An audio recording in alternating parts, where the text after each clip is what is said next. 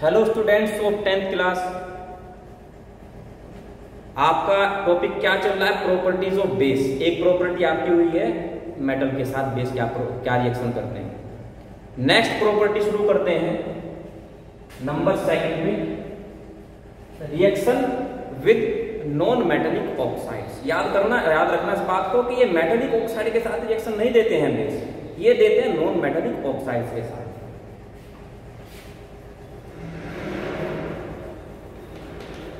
Reaction with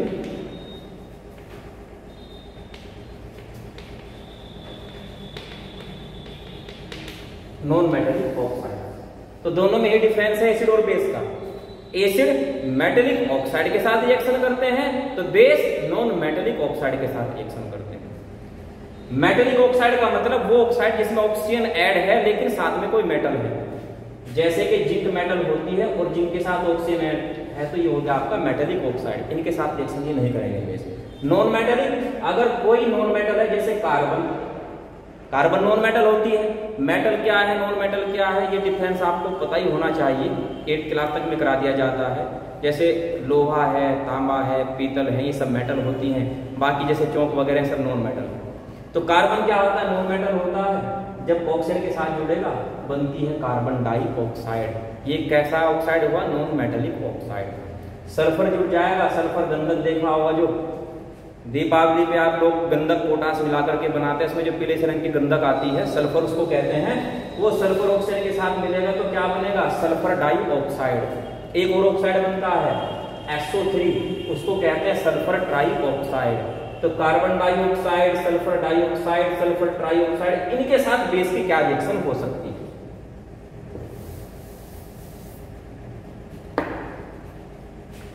जैसे मैं ले रहा हूं NaOH और प्लस मैंने लिया यहां पर CO2। बेटा ये याद रखना कि अभी मैं किसी भी रिएक्शन को, ना पहले वाली वीडियो में ना इसमें, रिएक्शन को बैलेंस नहीं कर रहा हूं। बैलेंस आप खुद से कर लीजिएगा, रिएक्शन समझना इम्पोर्टेंट है। बैलेंस आपको वही अनुमान लगा के देखना है, आइडिया लगाना है कि हाँ 2 आ गए होंगे, यहाँ 3 आ गए होंगे, इस तरह से। तो रिएक्शन आप बैलेंस करना मैं बहुत पहले सिखा दिया था, तो उसको जो है बैलेंस आपको खुद से करना है। अभी मैं केवल रिएक्शन करके चलता हूँ। तो जैसे मैंने NaOH की रिएक्शन करा दी कार्बन डाइऑक्साइड के साथ। अब याद करो C और O से कौन सा आयन बनता है? इसलिए मैं आपको कहा था पहले वाली वीडियो में भी कि आयन को आपको बहुत अच्छे से याद रखना है, क्योंकि बार बार आयन का जिक्र होगा। तो C और O से कौन सा आयन बनता है? उसको कहते हैं हम कार्बोनेट, CO3 2 नेगेटिव आयन। तो मींस एक तो यहां से कार्बोनेट आयन प्रोड्यूस होगा, और कार्बोनेट आयन नेगेटिव आयन होता है, उसको जुड़ने के लिए चाहिएगा कोई पॉजिटिव आयन। पॉजिटिव आयन कहां से मिलेगा? अगर हम NaOH को आयनाइज कर दें तो यहां से निकलता है Na पॉजिटिव और यहां से निकलता है OH नेगेटिव। तो मींस CO2 से क्या बनता है? Carbonate negative ion. उसको किसके साथ ऐड होना है? उसको ऐड होना है किसी पॉजिटिव आयन के साथ, और वो क्या है यहां पर? Sodium ion. तो सोडियम और कार्बोनेट मिल जाएंगे और मिलकर के क्या बना देंगे? सोडियम कार्बोनेट,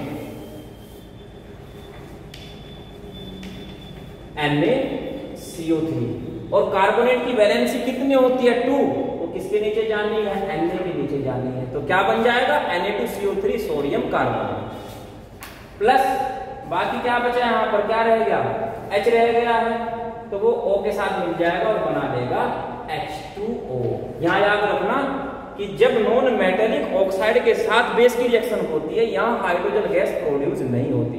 मेटल के साथ हाइड्रोजन गैस प्रोड्यूस हुई थी, यहां पर नहीं होनी है। यहां पर उस हाइड्रोजन को चले जाना है ऑक्सीजन के साथ, और इसको बैलेंस भी कर ही देता हूं मैं, समझ आ जाएगा। अब आप ये कहेंगे कि इसका O तो CO के साथ जुड़ करके CO3 बना देगा, तब यहां तो अकेला H बचता है।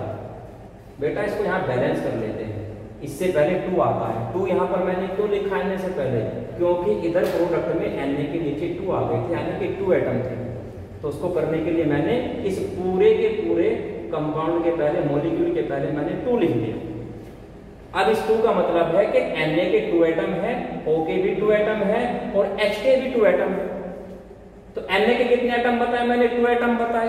एक O तो कहां चला गया? CO2 के साथ मिलकर किसने क्या बनाया? CO3। अब कितना बचा था? एक O रह गया था। एक ही एटम बचा था ना O का, और हाइड्रोजन के कितने एटम है अभी? 2 एटम है। और जब 2 एटम हाइड्रोजन के हो और एक एटम O का हो तो दोनों मिलकर के क्या बनाएंगे? H2O बनेगा। तो जब हम नॉन मेटालिक ऑक्साइड के साथ बेस की रिएक्शन कराते हैं, एक तो सोल्ट बन जाता है प्रोडक्ट में, और दूसरा क्या बनता है? वाटर का मॉलिक्यूल बनता है।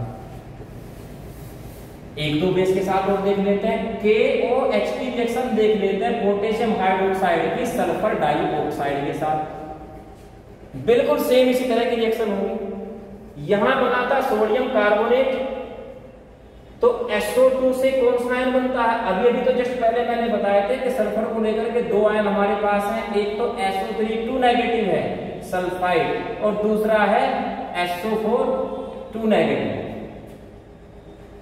SO2 से बनता है SO3, और SO3 गैस होती है सल्फर ट्राइऑक्साइड, उससे बनता है SO4। 2 गैस है बेटा, एक तो सल्फर डाइऑक्साइड होती है और एक सल्फर ट्राइऑक्साइड होती है। जब ये एक ऑक्सीजन को ऐड करेगी तो क्या बनाएगी? SO3 2 negative sulphide ion. और जब ये ऑक्सीजन को ऐड करेगी तो क्या बनेगा? SO3 से क्या हो जाएगा? 4 हो जाएगा। एक एक ऑक्सीजन को ऐड कर लेती हैं, 2 नेगेटिव, इसको कहते हैं सल्फेट आयन। तो जब पोटेशियम हाइड्रोक्साइड की रिएक्शन कराएंगे सल्फर डाइऑक्साइड के साथ, एक ही ऑक्सीजन इसको ऐड करनी है, और क्या बन जाएगा? KSO3 potassium sulphide. वैलेंसी कितनी है? 2 है। तो कहां जानी है? पोटेशियम के नीचे जानी है, और क्या बन जाएगा? Potassium sulphide. बाकी क्या बचता है? वाटर का मॉलिक्यूल निकलना है, तो प्लस H2O। बाकी इसको आप बैलेंस कर लीजिएगा, जैसे मैंने ऊपर वाली रिएक्शन को बैलेंस किया था। यही रिएक्शन अगर मैं कराऊं सल्फर ट्राइऑक्साइड के साथ, तो बेटा मैं रिएक्शन को ऊपर लिख देता हूं। शायद रिफ्लेक्शन आ रहा है सामने से, तो नीचे साथ ना दिखाई दे, इसको मैं ऊपर लिख देता हूं रिएक्शन को। KOH के साथ ही करा देते हैं। KOH और प्लस रिएक्शन किसके साथ कराते हैं? सल्फर ट्राइऑक्साइड के साथ। तो इस SO3 को यहां से एक ही तो O उठाना है, एक उठाएगा एटम ऑक्सीजन का, और क्या बना देगा? कौन सा आयन बनाएगा? SO3 एक ऑक्सीजन का एटम उठा के क्या बनाता है? Sulphate ion. तो यहाँ क्या बन जाएगा? Sulphate ion. जुड़ना किसके साथ है? पॉजिटिव आयन के साथ। वो क्या है यहाँ पर? K positive. तो K किसके साथ जुड़ेगा? SO4 के साथ। और वैलेंसी कितनी है? 2, K के नीचे आ जाएगी। क्या बना? K2SO4 potassium sulphate. और बाकी अब आप समझ गए होंगे कौन सा मॉलिक्यूल निकलना है? H2O का। बाकी इसको जब बैलेंस करेंगे, यहाँ 2 लिखेंगे तो सारी इक्वेशन बैलेंस हो जाएगी। समझ आ जाएगा कि हाइड्रोजन के 2 एटम थे, तो उधर भी हाइड्रोजन के 2 ही एटम। कैल्शियम का हाइड्रोक्साइड के साथ करा के देखते हैं, CaOH का होल ट्वाइस। इसकी रिएक्शन करा लेते हैं। चलो कार्बन डाइऑक्साइड के साथ रिएक्शन करा दो। अब CO2 है, उसको क्या लेना है? एक एटम लेना है ऑक्सीजन का। ये सब एक एटम लेना होता है इनको। और CO2 जब एक एटम लेगी तो क्या बनाएगी? CO3 carbonate ion. जुड़ने के लिए क्या चाहिएगा? Positive ion. वो क्या है? Ca2 positive. अगर इसको आप आयनाइज करेंगे तो कैसे होगा? Ca2 positive plus OH negative. और यहां क्या बनेगा? कौन सा आयन बनना है? एक ऑक्सीजन लेकर के क्या बनना है? Carbonate ion CO3 2 negative. तो ये जो CO3 है किसके साथ ऐड हो जाना है? Ca के साथ, Ca2 पॉजिटिव के साथ, CaCO3। कैल्शियम कार्बोनेट, वैलेंसी इसकी भी 2 नेगेटिव, इसकी 2 पॉजिटिव, 2 से 2 कैंसिल हो जाता है। तो फॉर्मूला क्या बचेगा? कैल्शियम कार्बोनेट का CaCO3। और बाकी समझिए होंगे अगला मॉलिक्यूल किसका निकलना है? H2O का।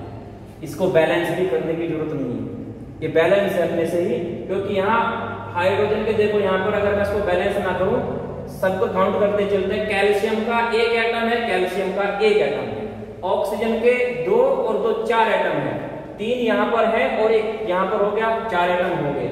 हाइड्रोजन के 2 एटम है, तो इधर भी हाइड्रोजन के 2 एटम है। कार्बन का 1 एटम है, कार्बन का 1 एटम है। रिएक्शन बैलेंस है। तो जो रिएक्शन बैलेंस होगी उसको बैलेंस नहीं करना, जो बैलेंस नहीं है उसकी आप प्रैक्टिस कीजिएगा। जैसे मैंने बताया था, यहाँ नंबर लिख करके आपको देखना है कि एटम बराबर हो गए हैं कि नहीं हो गए हैं। तो ये प्रॉपर्टी थी नॉन मेटालिक ऑक्साइड के साथ बेस की जो रिएक्शन होती है। नेक्स्ट प्रॉपर्टी नेक्स्ट वीडियो में, बाकी तब तक आप इनकी प्रैक्टिस कीजिएगा।